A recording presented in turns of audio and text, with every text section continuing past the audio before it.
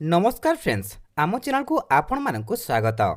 तेबे आपण माने समस्त भाबुथिबे जे पीएम किसान टंका तो पड़ी सारलाणी एवं सीएम किसान टंका केबे मिलिबो जहाँकि ऑफिशियल अपडेटा आसी सारिछि बा डेटटा आसी सारिछि जे केउ दिन सीएम किसान टंका आपणकर मिलिबो जहाँकि सीएम किसान योजनार पूर्व नाम थिला कालिया योजना। तो सही कालिया योजना बदलिकी एबे हेछि सीएम किसान योजना। जो माने ए पर्यंत जानि नाहंती जानि रखंतु ये जहाँकि सीएम किसान योजना हेउछि कालिया योजनार जहाँकि नाम अपडेट हेछि बा कालिया योजना को सीएम किसान नाम रे परिवर्तन करा जाइछि।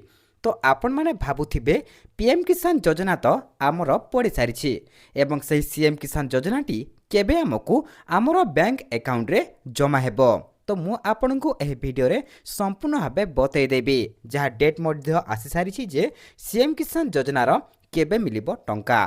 ता पूर्वरु आम चैनल को आपण माने नुआ आसीथिले चैनल टी को सब्सक्राइब करिके पाखर आसुथिबा बेल रो आइकन को दबाई दियंतु।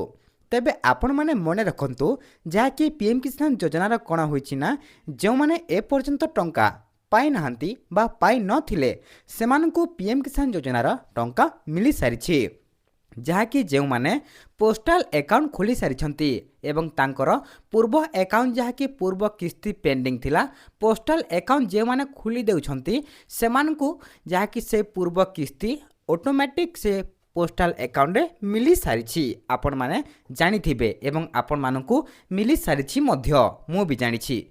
तो आपण माने मु कहि रखुछि जे से सीएम किसान योजना केबे आपणको खाता को आसीबो जहाँकि मु आपणको ऑफिशियल डेट मध्य कहिदेबी। तेबे सीएम किसान योजना रे चाषी अकाउंट को आसीछि अर्थ जहाँकि 35 लाख चाषी अकाउंट को 19तम किस्ती सरकार टंका पठाई सारिछंती। आगामी अक्षय तृतीया रे चाषी को बंटा जीव सीएम किसान टंका मने रखंतु जे जहाँकि आसीबाकू जाउछि अक्षय तृतीया रे आपनको मिलिबाकू जाउछि सीएम किसान योजनार द्वितीय बा आपणकर तृतीया रे आपणकर 2000 टंका एवं जो मानकर जदि सीएम किसान योजना भी पेंडिंग अच्छी से माने कौन करेंगे ना आपण जाइकी पोस्टाल अकाउंट रे इंडिया पोस्ट पेमेंट बैंक रे गोटे गोटे खाता खोली दियंतु जो आपणकर पेंडिंग अच्छी किस्ती टंका से टंका आपणको आपणक बैंक अकाउंट रे निश्चित भाव गोटे एका सांगरे निश्चित भाव मिल जिवो। धरि नियंतु आपण 2टी कि 3टी किस्ती पाई सारिछंती सीएम किसान योजना रे तबे आपणको कोन हेबो ना आपणकर जदि डीबीटी प्रॉब्लम जोगु आपणक स्टेट बैंक यूजीबी जहाँ भी अकाउंट थाउ सेठी जदि डीबीटी प्रॉब्लम जोगु आपणकर टंका जमा होई पारु नाही तो आपण इंडिया पोस्ट पेमेंट बैंक नहले डाकघर जो खाता खोलते जहाँ कहते इंडिया पोस्ट पेमेंट बैंक को जाई आपण खाता गोटे खोली दे पारिबे। तो सही खाता खोलिले कौन होउछि ना आपणकर जो पेंडिंग टंका अछि बा पेंडिंग किस्ती टंका अछि आपणको अकाउंट को डायरेक्ट से किस्ती टंका मिल जिवो। धरि नियंतु आपणकर 4टी कि 5टी किस्ती पेंडिंग अच्छी ए पर्यंत आसीनी एवं आपण गोटे किंबा 2टी किंबा 3टी किस्ती सीएम किसान योजनार पाई सारिछंती तेबे आपण को केमिति मिलिबो आपण जाइकी पोस्टाल अकाउंट रे खाता खोली दियंतु डीबीटी खाता। तो खोली सारला परे आपणक सही जो जमा अछि बा किस्ती जो बळका अछि सही टंकाटी आपणक अकाउंट रे निश्चित भाव रे सीएम किसान योजनार मिली जिवो टंका एवं चाषी अकाउंट को आपण माने जानिछंती जे पीएम किसान टंका मिली सारिछि केते जनक मिलिछि ना 35 लाख चाषी अकाउंट को टंका पठै सारिछंती प्रधानमंत्री नरेंद्र मोदी। तो अक्षय तृतीया रे सेमिति आसीबो सीएम किसान टंका। तो पीएम किसान सम्मान निधि योजना रे 19तम किस्ती चाषी अकाउंट को पठाई सारिछंती प्रधानमंत्री नरेंद्र मोदी। देशर 9 कोटी 8 लाख चाषी अकाउंट को डीबीटी जरिया रे प्रधानमंत्री पठाई 22,000 कोटी टंका जो ओडिशार रही 34 लाख 95,147 चाषी। 18तम किस्ती तुलन में चलित किस्ती रे अधिक 3,43,447 चाषी सामिल हो सारी एही स्कीम रे। तेबे 2024 अक्टोबर 5 तारिख रे चाषी को पीएम किसान रो 18तम किस्ती मिली थिला। एही योजनारू बाद पड़िथिबा चाषी को सामिल पाई विभाग पक्षरु स्वतंत्र ड्राइव चली ଆଗକୁ ଅଧିକ ଚାଷୀ ମଧ୍ୟ ଏଥିରେ ସାମିଲ ହେବେ ବୋଲି କୃଷି ସଚିବ କହିଛନ୍ତି। ତେବେ ପିଏମ୍ କିଷାନ ଯୋଜନାରେ ଚାଷୀଙ୍କ ଆକାଉଣ୍ଟକୁ ଆସିଛି ଟଙ୍କା। ଆଗାମୀ ଅକ୍ଷୟ ତୃତୀୟାରେ ଆସିବ ସିଏମ୍ କିଷାନ ଯୋଜନାର ଟଙ୍କା। ତେବେ ଚାଷୀଙ୍କୁ ସିଏମ୍ କିଷାନ ଅର୍ଥ ପଠାଇବେ ମୁଖ୍ୟମନ୍ତ୍ରୀ ମୋହନ ଚରଣ ମାଝୀ। ନୂଆଖାଇରେ ସିଏମ୍ କିଷାନ ଯୋଜନାରେ ଚାଷୀଙ୍କ ଆକାଉଣ୍ଟକୁ 2000 ଟଙ୍କା ଲେଖାଏଁ ପଠାଯାଇଥିଲା। ଆପଣମାନେ ଜାଣିଥିବେ ବା ଆପଣଙ୍କର ମନେ ଥିବ ଯେ ନୂଆଖାଇରେ ହିଁ ଯାହାକି ପୂର୍ବ କିସ୍ତି ମିଳିଥିଲା 2000 ଟଙ୍କା ଲେଖାଏଁ। ତେବେ ଆପଣମାନେ ଭାବୁଥିବେ ଯେ ନୂଆଖାଇରେ ମୁଁ ପାଇଛି ଏବଂ ପିଏମ୍ କିଷାନ ଯୋଜନାରେ ବି ଟଙ୍କା ପାଇସାରିଛି, ତେବେ ମୋତେ ସିଏମ୍ କିଷାନ ଯୋଜନାର ଟଙ୍କା ମିଳିବ କି ନାହିଁ, ଯାହାକି ଏହି ଅକ୍ଷୟ ତୃତୀୟାରେ ଆମକୁ ମିଳିବାକୁ ଯାଉଛି। ଆପଣମାନଙ୍କ ମନରେ ଏହି ପ୍ରଶ୍ନଟି ନିଶ୍ଚିତ ଭାବରେ ଆସୁଥିବ। ତେବେ ମୁଁ ଆପଣଙ୍କୁ କହି ରଖୁଛି ଯେ ଏହି ପିଏମ୍ କିଷାନ ଟଙ୍କା ଯେଉଁମାନଙ୍କୁ ମିଳିସାରିଛି ସେହିମାନଙ୍କୁ ହିଁ ସିଏମ୍ କିଷାନ ଟଙ୍କା ମିଳିବ।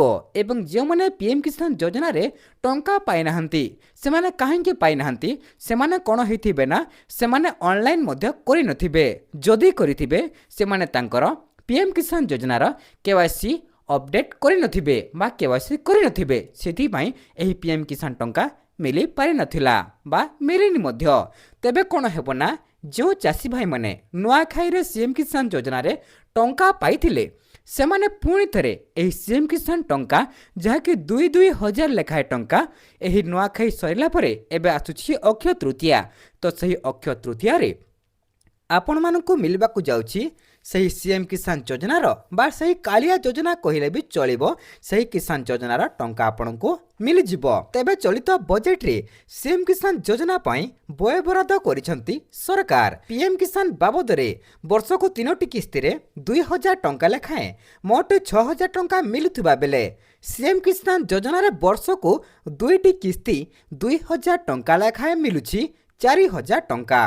ବର୍ତ୍ତମାନ ସିଏମ୍ କିଷାନ ଯୋଜନାରେ 45 ଲକ୍ଷରୁ ଅଧିକ ଚାଷୀ ସାମିଲ ହୋଇଥିବା ବେଳେ ପିଏମ୍ କିଷାନରେ ଚାଷୀଙ୍କ ସଂଖ୍ୟା ପ୍ରାୟ 35 ଲକ୍ଷ ଛୁଇଁଛି। ବିହାରର ଭଗଳପୁରରୁ ସିଏମ୍ କିଷାନର 19ତମ କିସ୍ତି ବା ବିହାରର ପିଏମ୍ କିଷାନର 19ତମ କିସ୍ତି ଶୁଭାରମ୍ଭ କରିଛନ୍ତି ପ୍ରଧାନମନ୍ତ୍ରୀ। ଏହି ଯୋଜନାରେ ସାରା ଦେଶର ମୋଟ 2,41,00,000 ମହିଳା ଚାଷୀ ସାମିଲ ହୋଇଛନ୍ତି, ଯାହାକି ଆପଣମାନେ ମନେ ରଖନ୍ତୁ ଯେ ସାରା ଦେଶରେ ମୋଟ 1,41,00,000 ମହିଳା ଚାଷୀ ସାମିଲ ହୋଇଛନ୍ତି, ଯାହାକି ଆପଣମାନେ ମନେ ରଖନ୍ତୁ। ଏବଂ ଆଉ ଗୋଟେ କଥା ମନେ ରଖନ୍ତୁ ଯେ ଯାହାକି ଆପଣଙ୍କର ଏହି ଅକ୍ଷୟ ତୃତୀୟାରେ ସିଏମ୍ କିଷାନ ଯୋଜନା ଟଙ୍କା 2000 ଟଙ୍କା ଲେଖାଏଁ ଆପଣଙ୍କ ବ୍ୟାଙ୍କ ଆକାଉଣ୍ଟରେ ଜମା ହେବ, ଯାହାକି ଯଦି ଆପଣ ଏପର୍ଯ୍ୟନ୍ତ ବି ଆପଣଙ୍କର ଡିବିଟି କରିନାହାନ୍ତି ବା ଆପଣଙ୍କର ଡିବିଟି ହେଇକି ମଧ୍ୟ ଫେଲର ହେଉଛି, ଆପଣ ପୁଣି ଥରେ ଯାଇକି ଆପଣଙ୍କର ଡିବିଟି କରାଇ ନିଅନ୍ତୁ, ନଚେତ୍ ଆପଣ ସେହି ପିଏମ୍ କିଷାନ ବା ସିଏମ୍ କିଷାନ ଟଙ୍କା ପାଇବେ ନାହିଁ। ତେବେ ଆପଣ କେମିତି ଜାଣିବେ? ଆପଣ କ'ଣ କରିବେ ନା ଯେଉଁଥିରେ ଆପଣ ଖାତା ଖୋଲିଛନ୍ତି ବା ଯେ ଆକାଉଣ୍ଟରେ ଯେଉଁ ଆକାଉଣ୍ଟରେ ବି ଆପଣ ଆକାଉଣ୍ଟଟା ଖୋଲିଛନ୍ତି ସେଠାକୁ ଯାଇକି ଆପଣ ଚେକ୍ କରିବେ ଯେ ଆମର ଡିବିଟି ହେଇଛି କି ନାହିଁ ବା ଆମର ଡିବିଟି ପୁଣି ପ୍ରୋବ୍ଲେମ୍ ହେଇନି ତ ବା ହେଇଛି କେଉଁ ବ୍ୟାଙ୍କଟା ଡିବିଟି ହେଇଛି, ଆପଣ ଯାଇକି ଆପଣଙ୍କର ଜନସେବା କେନ୍ଦ୍ର ନହେଲେ ମୋ ସେବା କେନ୍ଦ୍ରରେ ଯାଇକି ମଧ୍ୟ ପଚାରିପାରିବେ ଏବଂ ଆପଣ ଜାଣିକି କନଫର୍ମ ହେଇଯିବେ ଯେ ନା ଆମର ଏହି ଆକାଉଣ୍ଟରେ ସିଏମ୍ କିଷାନ ଟଙ୍କା ବା ପିଏମ୍ କିଷାନ ଟଙ୍କା ଆସିବ, ଆପଣ କନଫର୍ମ ହେଇଯିବେ। ଏବଂ ଆଉ ଗୋଟେ କଥା ଆପଣମାନେ ମନେ ରଖନ୍ତୁ ଯେ ଆପଣଙ୍କ ଖାତାକୁ ଯାହାକି ଚାଲୁ ରଖିଥାନ୍ତୁ, କାହିଁକି ନା କେତେ ଲୋକ ଅଛନ୍ତି ଖାତା ଖୋଲିକି ମଧ୍ୟ ସେ ଖାତାକୁ ରନିଂ କରିନଥାନ୍ତି, ତ ସେଥିରେ କ'ଣ ହେବ ନା ଆପଣଙ୍କ ଆକାଉଣ୍ଟକୁ ଟଙ୍କା ଆସିବ ନାହିଁ। ତେବେ ଆପଣମାନେ କ'ଣ କରିବେ? ଆପଣଙ୍କ ଆକାଉଣ୍ଟକୁ ଚାଲି ରଖିବେ। ତ ଚାଲୁ କେମିତି ରଖିବେ? ଆପଣ କ'ଣ କରିବେ? ଆପଣଙ୍କ ଖାତାକୁ କେତେ ଟଙ୍କା ଗୋଟେ ଡିପୋଜିଟ୍ କରିବେ ଏବଂ ପୁଣି ଥରେ ତାକୁ ୱିଡ୍ରଟା କରି ପକାଇବେ। ତାପରେ ସେଇଟା କ'ଣ ହେବ ନା ଖାତାଟା ରନିଂ ହେଇଯିବ ବା ଆକ୍ଟିଭ୍ ହୋଇଯିବ।